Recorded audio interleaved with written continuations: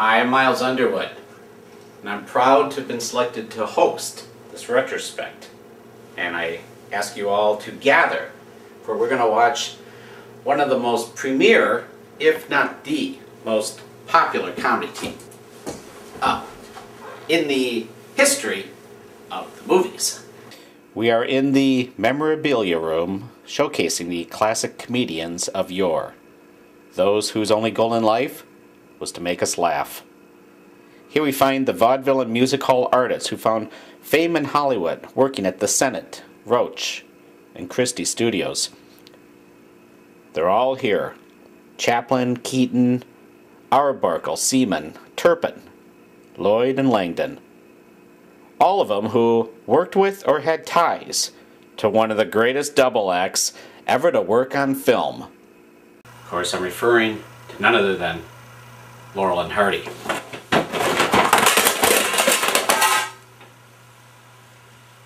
Also the most accident prone. Well, open the door.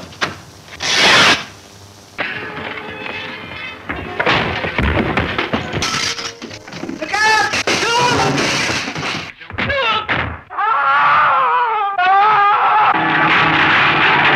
I'll tell your wife.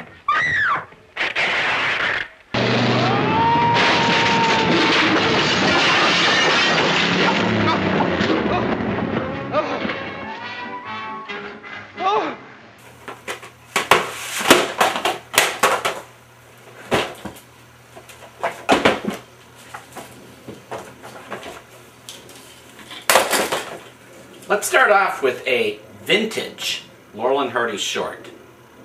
1930s three-reeler, Another Fine Mess. Made a year and a half into their sound shorts, they had already been creating many popular catchphrases, and the title of this is obviously a variation of one of their most well-known. Well, here's another nice mess you've gotten me into. Well, here's another nice mess you've gotten me into. Well, here's another nice mess you've gotten me into. Well, Here's another nice mess I got you into. Like many of their talkies, this is actually a reworking of one of their silents. In this case, 1927's Duck Soup.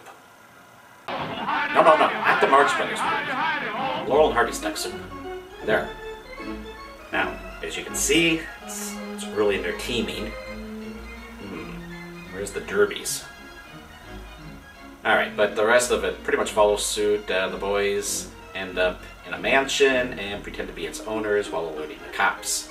Or in this case, it's the firemen. This story, by the way, is based on a sketch written by Stan's own father, Arthur J. Jefferson. He was a well-known London theatrical producer in his time. And it's obviously a talent that his son inherited, since Stan Laurel was the unofficial writer-director of all of the Laurel and Hardy films. And now, featuring the lovely Thelma Todd and the eternally sour Jimmy Finlayson as Colonel Buckshot. Ooh, what's that leg kick? Another Fine Mess.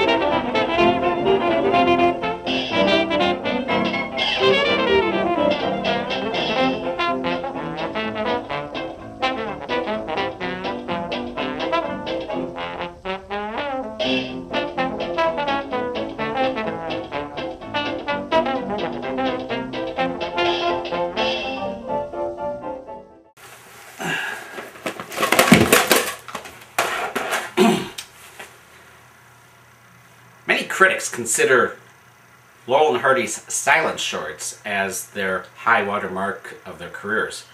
It's when they did their most creative work. Not only were they developing the characters Stan and Ollie at the time, they were also redefining silent comedy itself.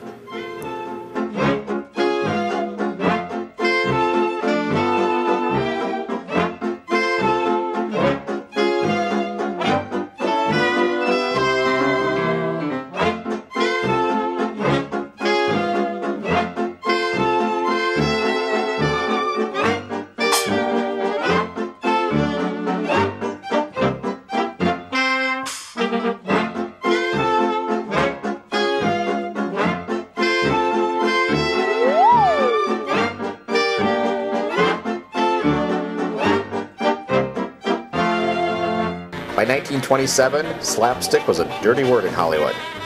It was deemed passé.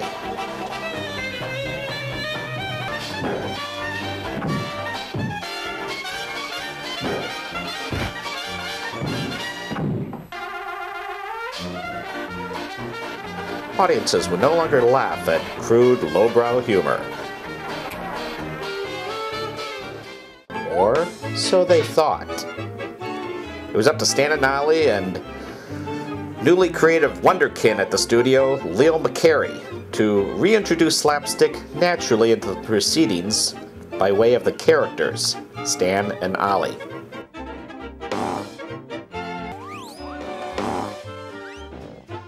They created the Laurel Hardy world.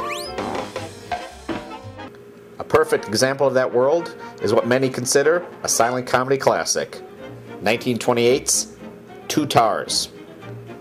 The boys are sailors on leave. With a rented car, they pick up two flappers looking for a good time and head off for a Sunday drive. What they find, even back in 1928, it's road construction.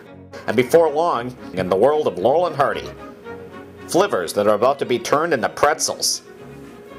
With stellar support from slow burn Edgar Kennedy, what many consider the ultimate Laurel and Hardy silent Two Tars.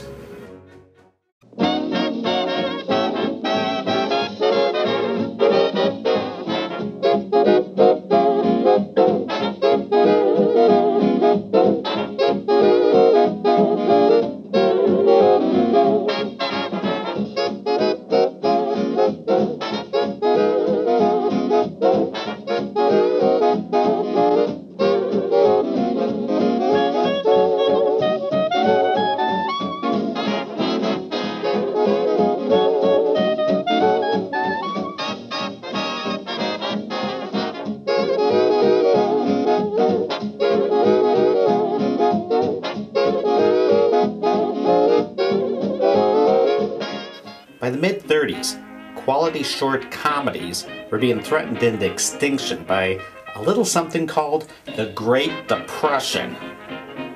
Movie theater exhibitors have been introducing new gambits to keep the public from staying home during these trying times with that new free entertainment radio. These ploys included drawings and giveaways called bank nights.